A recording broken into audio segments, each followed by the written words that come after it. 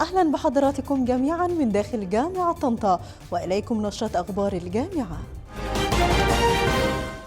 الأستاذ الدكتور محمد حسين رئيس جامعة طنطا يهنئ فخامة الرئيس عبد الفتاح السيسي والشعب المصري بمناسبة ذكرى المولد النبوي الشريف، كما قدم سيادته التهنئة لنواب رئيس الجامعة والعمداء والوكلاء وأعضاء هيئة التدريس والإداريين والعاملين بالجامعة وأبنائه وبناته الطلاب والطالبات وجميع منسوبي الجامعة، سائلا المولى عز وجل أن يعيد هذه المناسبة الدينية الكريمة على الأمة العربية والإسلامية بالخير.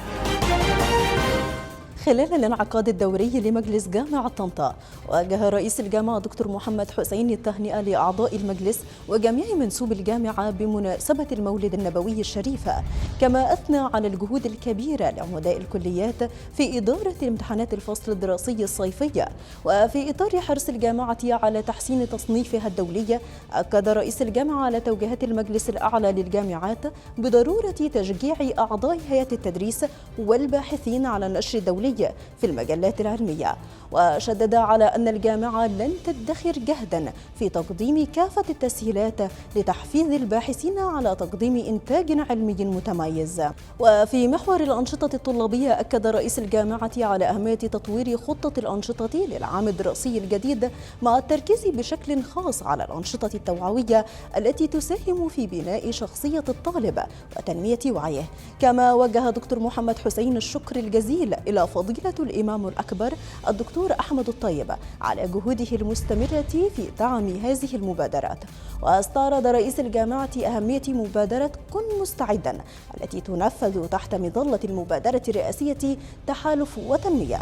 وقام رئيس الجامعة بتكريم عدد من العمداء الذين انتهت فترة عمادتهم تقديرا لجهودهم وإسهاماتهم البارزة في تطوير كلياتهم. برعاية دولة رئيس مجلس الوزراء وبحضور وزير التعليم العالي والبحث العلمي، جامعة طنطا وطنطا الأهلية تشاركان بفعالية في معرض أخبار اليوم التعليمية.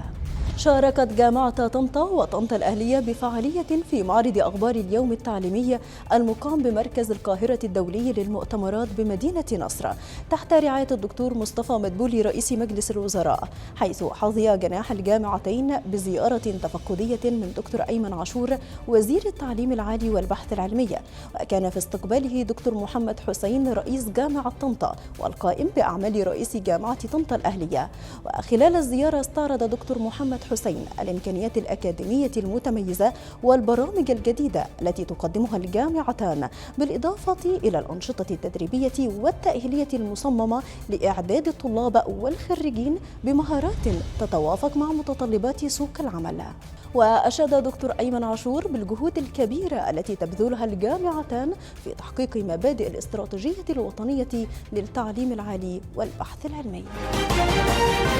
برئاسة وزير التعليم العالي والبحث العلمي وفي ضيافة الجامعة الألمانية بالقاهرة، شارك الدكتور محمد حسين رئيس جامعة طنطا والقائم بتسيير أعمال جامعة طنطا الأهلية في الاجتماع المشترك لمجلسي الجامعات الخاصة والأهلية، حيث ترأس الاجتماع دكتور محمد أيمن عاشور وزير التعليم العالي والبحث العلمي ولفيف من رؤساء الجامعات الخاصة والأهلية.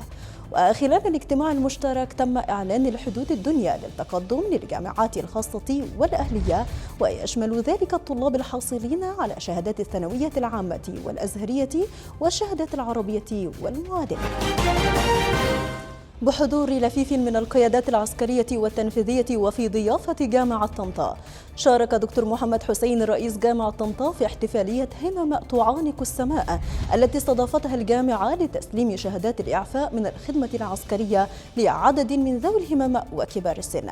وخلال كلمته وجه اللواء أشرف الجندي محافظ الغربية تحية تقدير واعتزاز للمؤسسة العسكرية المصرية على ما تبذله من جهود إنسانية ووطنية، مؤكدا أن التيسيرات المقدمة في إنهاء المواقف التجنيدية لذوي الهمم وكبار السن تجسد توجيهات السيد الرئيس عبد الفتاح السيسي الذي يضع الإنسان المصري في قلب سياسات الدولة.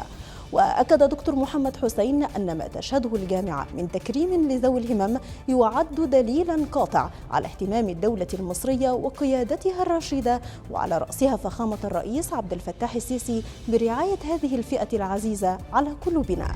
ودمجها بشكل كامل في نسيج المجتمع، مشيرا إلى أن جامعة طنطا كصرح علمي ووطني تؤمن إيمانا راسخا بأن ذوي الهمم هم جزء لا يتجزأ من قوتنا. رئيس جامعة طنطا يتفقد المعسكر الصيفي الطلابي ببلطيم.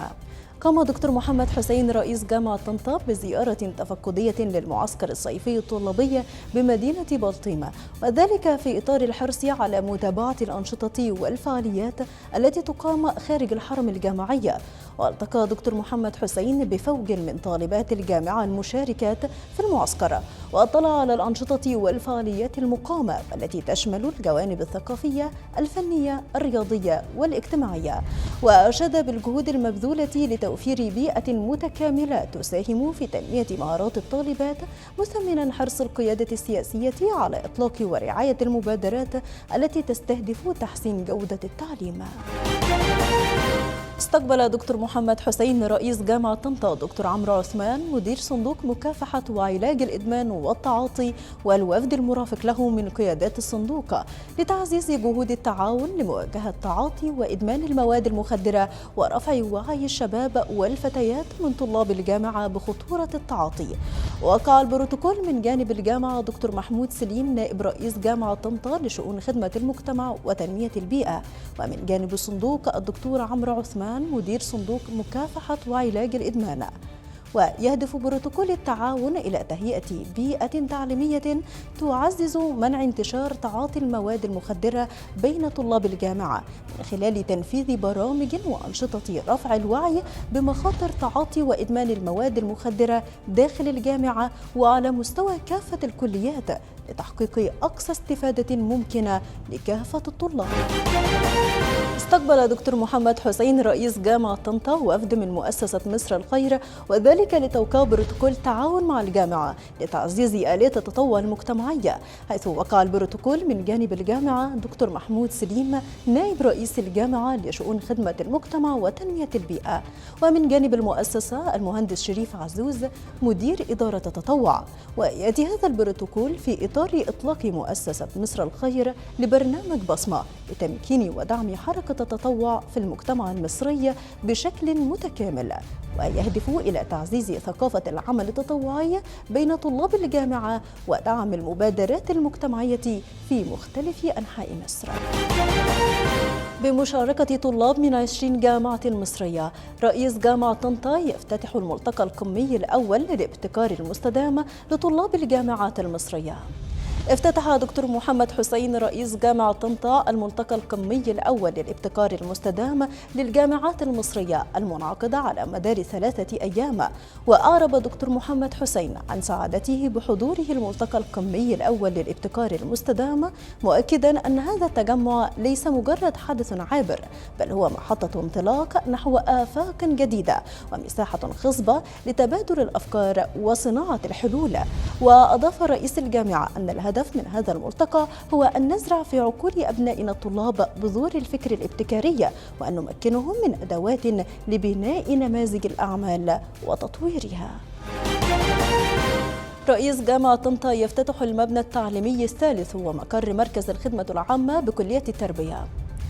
افتتح دكتور محمد حسين رئيس جامعة طنطا المبنى التعليمي الثالث بكلية التربية ومقر مركز الخدمة العامة في خطوة تهدف إلى زيادة الطاقة الاستيعابية وتطوير البنية التحتية التعليمية.